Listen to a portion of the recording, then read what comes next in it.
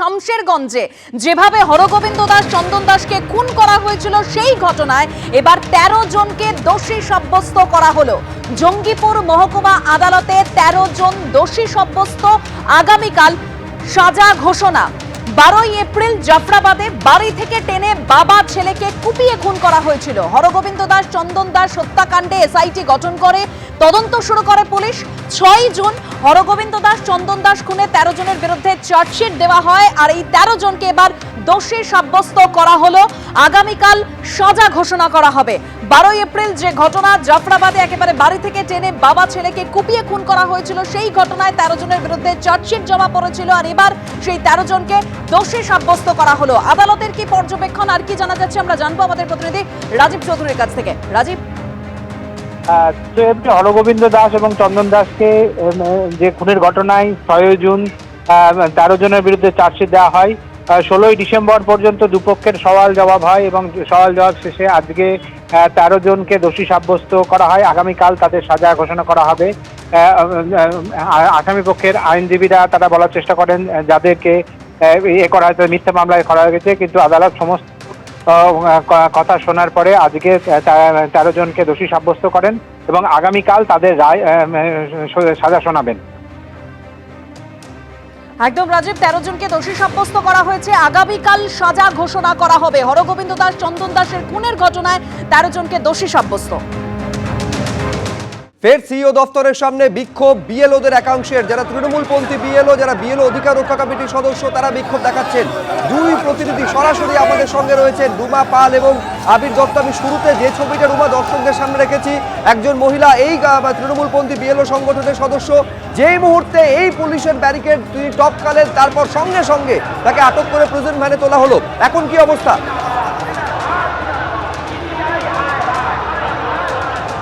কিন্তু উত্তপ্ত পরিস্থিতি রয়েছে এবং বিএলওদের একটাই প্রশ্ন, বিএলও অ্যাপে যেটা সংযোজন করা হয়েছে সেখানে কিন্তু বলা হচ্ছে মুচলেকা দিতে হবে, এটা নিয়ে প্রশ্ন তুলছেন। এই ছবিটা একবার দেখিয়ে দেব।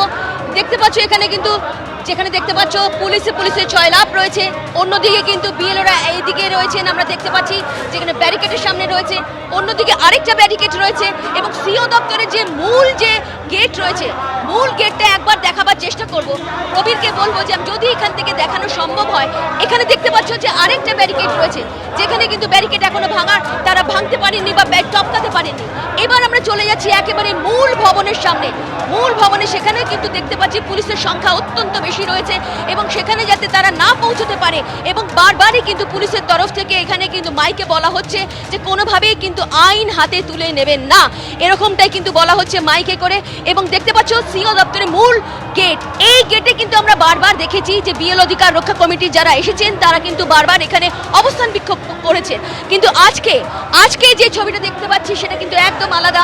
এইখানে যেমন ব্যারিকেড রয়েছে সেরকম তার সাথে বলে রাখি যে চারিদিকে কিন্তু ব্যারিকেড করা হয়েছে যাতে কোনোভাবেই যাতে তাদের মঞ্চ থেকে সিও দপ্তর পর্যন্ত তারা পৌঁছতে না পারেন সেই ব্যবস্থাই কিন্তু পুলিশ করেছে এবং ব্যারিকেড দেওয়া হয়েছে, 5 দিকে ব্যারিকেড দেওয়া হয়েছে। তারা ব্যারিকেড কিন্তু এখনো পর্যন্ত টপকাতে পারেননি।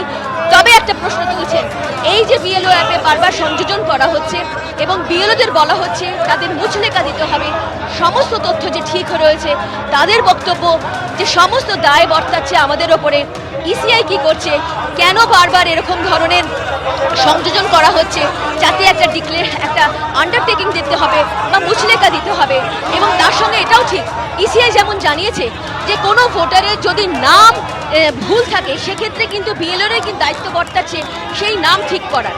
সেক্ষেত্রে কিন্তু তাদের বক্তব্য যে এরকম শয়ে ভোটার রয়েছে যাদের নাম ভুল রয়েছে, তাদেরকে আবার বিএলও অ্যাপে কিন্তু সেটা সংযোজন করতে হবে, সমস্ত তথ্য যাচাই করতে হবে। আমরা এই মুহূর্তে দেখতে পাচ্ছি একদম বিএলও অধিকার রক্ষা কমিটির যে মঞ্চ, সেই মঞ্চ থেকে যে তারা একদম সিও দপ্তরের দিকে অভিযান করছিলেন, সেখানকার আরেকটা চিত্র দেখতে পাচ্ছি যেখানে কিন্তু ব্যারিকেড রয়েছে এবং ব্যারিকেডের সাথে সাথে যে বিএলওরা সদস্যরা রয়েছে তারা কিন্তু ওখানে রয়েছে। এবং আরো একবার যদি শোনানো সম্ভব হয় রুমা, তারা স্লোগান তুলছেন দেখতে পাচ্ছি।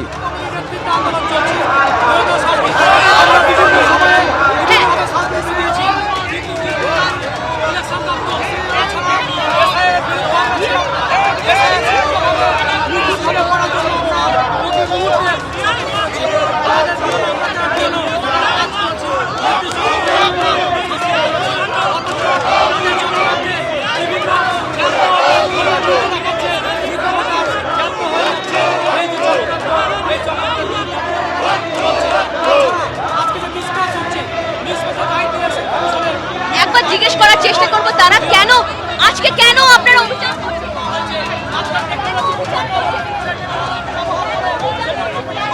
দেখুন, আমাদের উপরে যেভাবে দায় চাপিয়ে দেওয়া হচ্ছে আমরা কিন্তু সেটা করতে বাধ্য নই, কারণ আমাদের যখন প্রথম ট্রেনিং হয়েছিল, যতটুকু ট্রেনিং হয়েছিল একেবারে অপর্যাপ্ত ট্রেনিং, কিন্তু যা ট্রেনিং হয়েছিল তাতে শুধুমাত্র ইএফ বাড়ি বাড়ি দেওয়া এবং ইএফ কালেক্ট করা এইটুকু ছিল কাজ।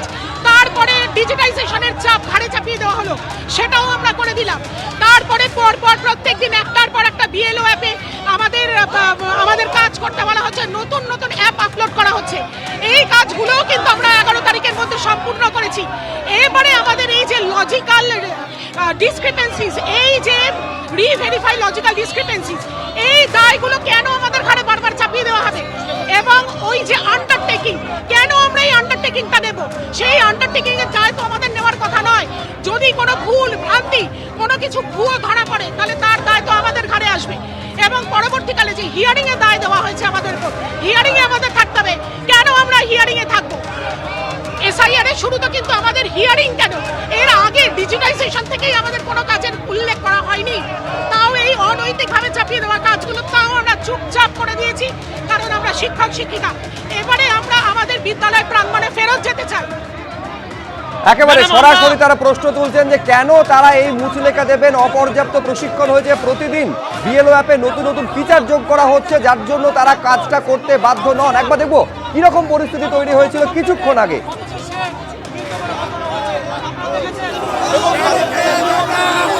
তারা করতে চাইছেন তার কারণ তাদের বক্তব্য অনুযায়ী তারা তাদের যে দাবিগুলো হয়নি, দীর্ঘদিন তারা এখানে আন্দোলন করছেন এবং বলতে বলতে এক মহিলাকে আমরা দেখছি সম্পূর্ণভাবে ব্যারিকেডের ওপরে, এক মহিলা সম্পূর্ণভাবে ব্যারিকেডের ওপরে, এবং ব্যারিকেডের ওপরে বলতে বলতে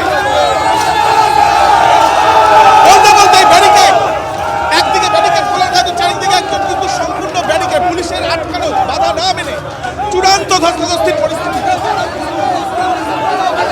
চূড়ান্ত ধস্তাধস্তির পরিস্থিতি আমরা দেখছি।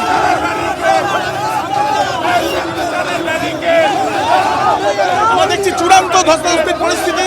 মহিলা পুলিশের সঙ্গে একজন মহিলা আন্দোলনকারী, তার সঙ্গে ব্যাপক ধস্তাধস্তির পরিস্থিতি তৈরি হয়েছে। ব্যারিকেড ভেঙে আন্দোলনকারী মহিলা পুলিশ কোথায়? পুরুষ হাত দিচ্ছে কেন ওনার গায়ে? আমরা মানব না। পুরুষ হাত দিচ্ছে কেন? পুরুষ হাত দিচ্ছে কেন? মহিলা পুলিশ কোথায়? ব্যাপক ধস্তাধস্তির পরিস্থিতি। এবং বলতে বলতে একজন আন্দোলনকারী তিনি কিন্তু ভেতরে প্রবেশ করলেন, তিনি কিন্তু সম্পূর্ণ ভেতরে প্রবেশ করলেন এবং এই ব্যাপক ধস্তাধস্তির পরিস্থিতি তৈরি হচ্ছে।